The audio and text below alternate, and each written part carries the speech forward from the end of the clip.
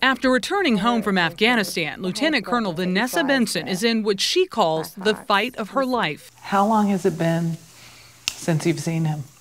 It's been about 2 months since I've seen him, but it's been a year since he's lived with me. She and her ex-husband are battling over custody of their 14-year-old son, John. Benson, in accordance with the mandated family care plan, temporarily gave her ex-husband custody before being deployed last December, with the understanding John would return home once she did. I had gotten an email from my son's father that said, "You need to get a lawyer. I'm not sending your son back to you."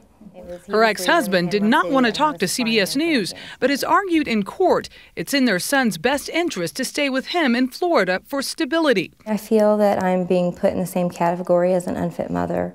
Lieutenant Colonel Benson's case isn't unique. CBS News has identified 30 similar cases over the last 2 years. In many of them, single military parents have either lost all custody rights or have had them significantly altered, increasing calls for Congress to step in.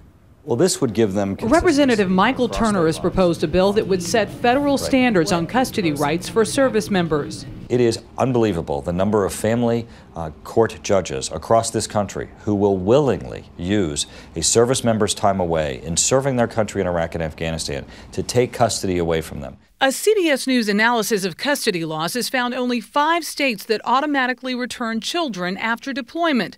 5 more prohibit deployment from being used in court. 14 others have weaker protections, and the rest provide U.S. service members with no additional protections. The Department of Defense has successfully fought the bill since its introduction in 2007, arguing that states are better equipped to handle custody issues. Declining an on-camera interview, the Pentagon issued this statement saying, "We strongly believe the federal legislation in this area of the law, which has historically and almost exclusively been handled by states, would be counterproductive." And that's my son and my dad. Change in the law won't come soon enough for Lieutenant Colonel Benson. A judge in Florida has jurisdiction over her case in a state that has limited protection for service members. She's expected to rule next week. We're asked to drop everything to go to combat. Is it too much to ask that we have protection for when we come back, to get our children back?